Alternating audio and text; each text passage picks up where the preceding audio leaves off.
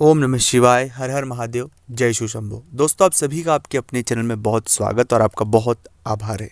आपके मन में कुछ डर हमेशा बने रहते हैं, चाहे वो अपने बच्चे के एजुकेशन को लेकर हो, अपने पति को लेकर हो, पत्नी को लेकर हो, व्यापार को लेकर हो, नौकरी को लेकर हो।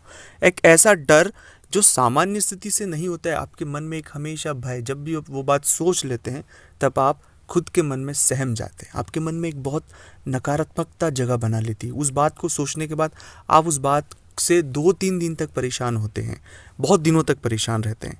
ये चीज़ें अगर बार बार आपके जीवन में घटित हो रही है तो यह बात सीधी सी तय है कि आपके जीवन में इन सब चीज़ों का जो प्रभाव है वो किस ग्रह से हो रहा है वह तो मैं बताऊंगा ही सही, साथ में इस तरह की परिस्थिति से हमें कैसे बाहर आना है यह भी आपके लिए जानना ज़रूरी है। क्योंकि इस तरह की परिस्थिति अगर किसी भी जातक के साथ बार बार निर्मित होती रहेगी तो इसके परिणाम बहुत बुरे होंगे।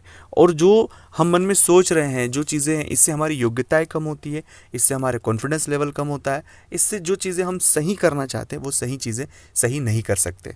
तो हमेशा एक मन में अज्ञात डर, अज्ञात भय बना रहना, चीज़ों को लेकर, परिवार को लेकर, रिश्तों को लेकर, किसी भी चीज़ को लेकर एक भय हमेशा बना रहना, ऐसी परिस्थितियाँ किसी भी जातक के लिए बहुत घातक है दोस्तों। तो इस वीडियो में बहुत विस्तार से जानेंगे इस तरह की परिस्थितियों से कैसे हमें बाहर निकलना है, कौन से ग्रह इसके लिए दोषी होते हैं, कौन से ग्रहों के लिए हमें काम करना चाहिए, कौन से प्रयोग करना चाहिए कि इन परिस्थितियों से हम बहुत आसानी से बाहर आ जाएं।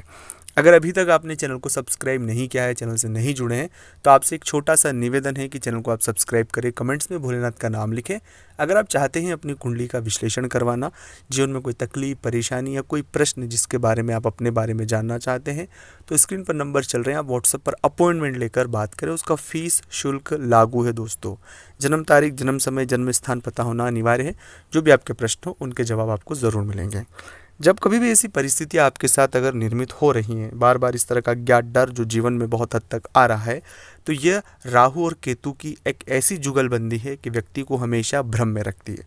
हम जो चीज़ें सोच रहे हैं वो सिर्फ कल्पना मात्र में है, उनका वास्तविकता में कोई लेना देना नहीं है। बार बार उस चीज़ों को सोचकर समझकर एक मन में वैसा ही डर बना के रखना, वैसा भय बना कर रखना, हमारे व्यवहार को उस तरह से ही व्यवहार करना जैसे मानो वो चीज़ हो चुकी है। इससे वर्तमान तो खराब होगा, एक अच्छा रिश्ता भी खराब होगा और जीवन में बहुत से स्ट्रगल झेलना पड़ेगा। तो कभी भी राहु के इस तरह के फेर आप किसी भी जातक के जीवन में पड़ता है तो उसे तुरंत राहु के जप करवा लेना चाहिए अपने लिए, या केतु के जप करवा लेना चाहिए।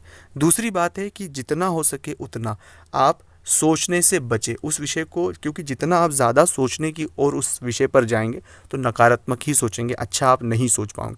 और जितना डीप सोचेंगे, जितना सोचेंगे, उतनी ज़्यादा नेगेटिविटी आपके इर्द गिर्द होगी और आपके जीवन में इतना ज़्यादा नेगेटिव इमोशन आपके अंदर आ जाएगा कि आपकी सोचने समझने की जो शक्ति होती, जो पॉजिटिविटी होती, वो सब क्षरण हो जाएगा।